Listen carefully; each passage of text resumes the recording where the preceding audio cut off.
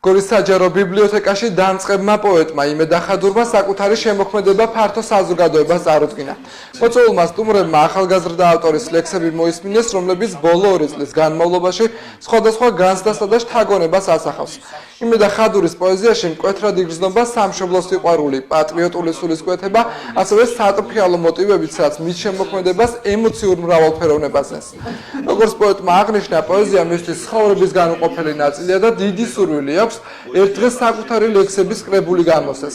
ამ მიმართულებით კი მუშაობას ხადური უკვე აქტიურად აგრძელებს.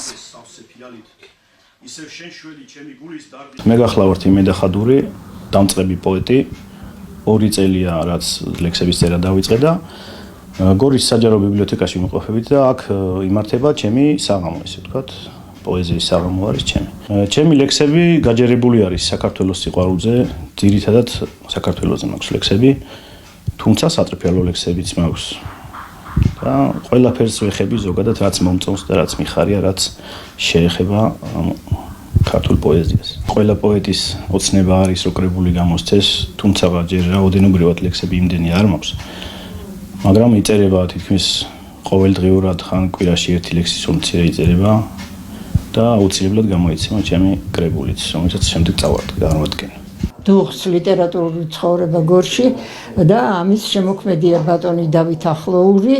ხშირად მართავთ ლიტერატურულ საღამოებს, წერლებს ვიწერთ პოეტებს. ახლა ეს ყვაწვილი ხადურია, იმედა ხადური და სასიამოვნოა ყვაწვილი შევმატებ, იმიტომ რომ მშვენიერი ლექსები აქვს, თემატიკით დიდარი და მივესალმებით მის შემომატებას გორის ლიტერატურულ